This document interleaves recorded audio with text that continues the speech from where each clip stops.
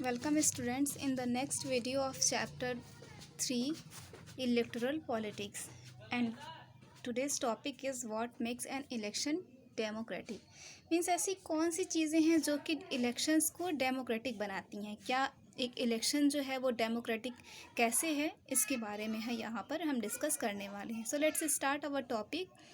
Elections can be held in many ways. All democratic countries held elections. देखो elections जो है वो कई तरीके से, जितनी भी कंट्रीज़ है उसमें कई प्रकार से करवाए जाते हैं, और जितनी भी डेमोक्रेटिक कंट्रीज़ हैं वो सब जो है इलेक्शंस करवाती हैं, चाहे वो कोई भी डेमोक्रेटिक कंट्री हो। But most non democratic countries also hold some kind of elections. लेकिन कुछ ऐसी नॉन डेमोक्रेटिक कंट्रीज़ भी हैं जहाँ पर कि वो लोग इलेक्शंस करवाते हैं। How do we distinguish democratic elections from any other elections, यानी कि हम ये अब कैसे इसमें डिफरेंस बता सकते हैं कि जो इलेक्शंस हैं वो डेमोक्रेटिक हैं या नॉन डेमोक्रेटिक हैं। ठीक है, so we have discuss this question briefly in chapter first. We discussed many examples of countries where elections are held but they cannot really be called democratic elections. यानी कि chapter first में आप लोगों ने ये पढ़ा होगा कि किस तरीके से इस क्वेश्चन के बारे में डिस्कस किया था कि वो जो इलेक्शंस हैं वो डेमोक्रेटिक हैं या नॉन डेमोक्रेटिक हैं।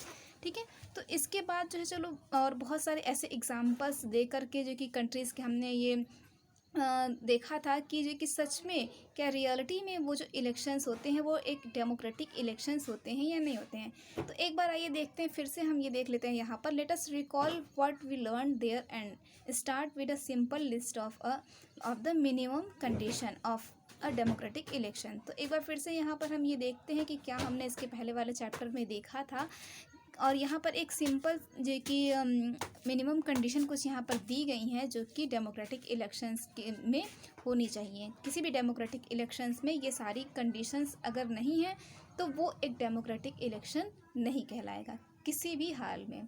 तो सबसे पहला पॉइंट लिखा है कि everyone should be able to choose.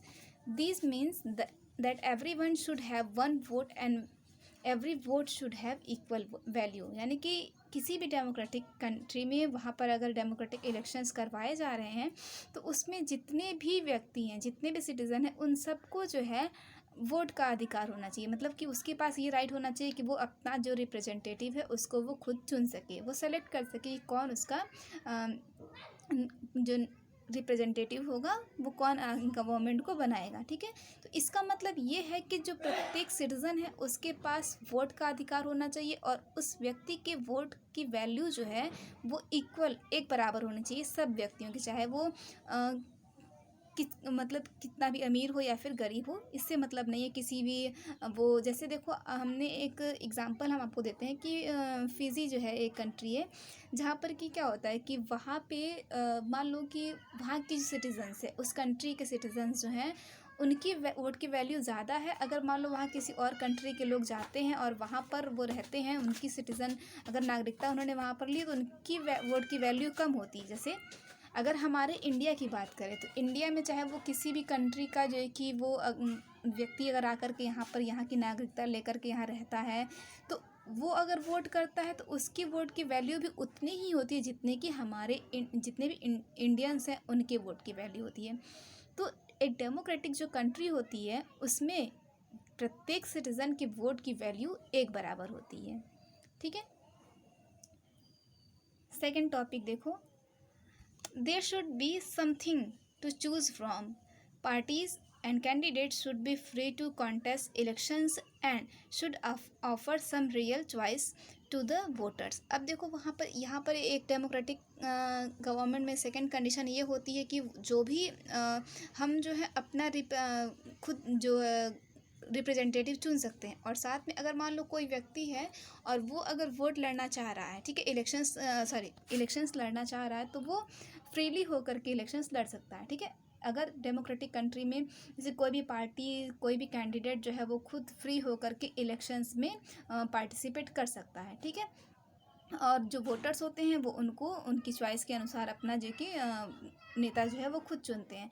जैसे कि चाइना की हम बात करते हैं तो वहाँ पर क्या होता है कि वहाँ पर एक जो कम्युनिस्ट पार्टी है, तो अगर उस कम्युनिस्ट पार्टी ने किसी को कह दिया कि हाँ आप जो है जिसको उन्होंने सेलेक्ट किया है इलेक्शंस लड़ने के लिए, बस वही इलेक्शन लड़ सकते हैं। अगर मान लो कोई व्यक्ति चाह रहा है इलेक्शन लड़ना और अगर कम्युनिस्ट पार्टी ने उसको इलेक्शंस लड़ने से मना कर दिया, तो वो व्यक्ति किसी भी हाल में इलेक्शन वहाँ पर नहीं लड़ सकता है।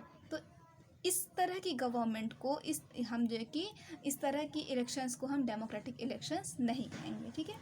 थर्ड पॉइंट है the choice should be offered at regular intervals, election must be held regularly after every few years. अब देखो हमने किसी को कोई गवर्नमेंट हमारी बनी और हम वो गवर्नमेंट जो है एक रेगुलर इंटरवल पर जो है उसको हटना, जैसे कि हमारे यहाँ क्या है कि every 5 years after 5 years elections are held, और जो है कि हमारे यहाँ प्रत्येक 5 ईयर्स पे इलेक्शंस होते हैं और जो है कि हम अपना फिर से गवर्नमेंट बनती है, फिर से अपना जो कि रिप्रेजेंटेटिव चुनते हैं। तो इस तरह से एक डेमोक्रेटिक इलेक्शंस में ये भी होना चाहिए कि हर जो कि एक रेगुलर इंटरवल पर इलेक्शंस होने चाहिए। ऐसा नहीं है कि 10 सालों तक या 20 सालों तक एक ही गवर्नमेंट बने और वही रूल करती रहे, ठीक है। तो ऐसा डेमोक्रेटिक इलेक्शन नहीं कहलाएगा। फोर्थ पॉइंट है the candidate preferred by the people should get elected, और वही कैंडिडेट चुनना वही पार्टी जो है गवर्नमेंट उसी की गवर्नमेंट बनती है जिसको कि सब लोगों ने मिलकर के चुना है। अगर सब लोगों ने जिसको वो मेजॉरिटी वोट के साथ चुना है वही अगर गवर्नमेंट में आता है तभी ये एक डेमोक्रेटिक इलेक्शन कहलाएगा। ऐसा नहीं है कि किसी को भी हमने इलेक्शन जो कि गवर्नमेंट बना दी, ऐसा कुछ नहीं हो सकता है, जैसे कि हमारे कंट्री में ये चीज़ें होती हैं। फिफ्थ पॉइंट है election should be conduct in a free and fair manner where people can choose as they really wish. तो कह रहा है कि फिफ्थ कंडीशन ये है डेमोक्रेटिक इलेक्शंस की कि वहाँ पर एक इलेक्शन जो होता है वो फ्री एंड फेयर मैनर में होना चाहिए। हमने जिसको रियलिटी में हम जिसको चाहते हैं कि यही हमारी सरकार बने, यही हमारा नेता बने, अगर उसको हम पूरी तरीके से फ्री होकर के अगर हम उसको चुन रहे हैं तो ये एक फ्री एंड फेयर इलेक्शंस होता है। तो देखो ये जितनी भी कंडीशंस हैं ये एक डेमोक्रेटिक इलेक्शंस में होनी इम्पॉर्टेंट है, और हमारा जो इंडिया है इसमें ये सारी कंडीशंस जो है वो अप्लाई की जाती हैं। तो हम कह सकते हैं कि इंडिया में जो है वो डेमोक्रेटिक इलेक्शंस होते हैं, ठीक है। बहुत सारी ऐसी कंट्रीज़ हैं वहाँ पर इलेक्शंस होते हैं बट वो एक रियलिटी में डेमोक्रेटिक इलेक्शंस नहीं होते हैं बहुत सारी, लेकिन इंडिया जो है एक ऐसी कंट्री है जहाँ पर कि ये सारे एक पूरी तरीके से डेमोक्रेटिक इलेक्शंस करवाए जाते हैं। This might look like very simple and easy conditions. अब देखो ये जितनी भी कंडीशन यहाँ पर दी हुई है ये हमको बहुत सिंपल लग रही है, बहुत ईजी कंडीशन लग रही है, लेकिन ऐसा रियलिटी में नहीं है। But there are many countries where these are not fulfilled. But ऐसी बहुत सारी कंट्रीज़ है जहाँ पर कि सारी चीज़ें पूरी तरीके से फुलफिल नहीं की जाती हैं, पूरी कंडीशंस वहाँ पर फॉलो नहीं की जाती हैं। In this chapter we will apply these conditions to the elections held in our own country to see if we can call this democratic election. अब देखो इस चैप्टर में हम ये देखेंगे कि ये सारी जो कंडीशंस हैं वो इलेक्शंस जब हमारे यहाँ हेल्ड किए जाते हैं हमारी कंट्री में, इंडिया में, तो क्या ये सारी कंडीशंस उस पर अप्लाई की जाती हैं? क्या हमारा इंडिया जो है यहाँ पर एक डेमोक्रेटिक इलेक्शंस होते हैं? क्या हम कह सकते हैं कि इंडिया में जो है ये डेमोक्रेटिक इलेक्शंस जो है वो हेल्ड किए जाते हैं? तो हाँ हम कह सकते हैं, और इसके बारे में हम नेक्स्ट वीडियो में पढ़ेंगे। And next topic is it is good to have political competition. इसको हम नेक्स्ट वीडियो में डिस्कस करेंगे। Thank you.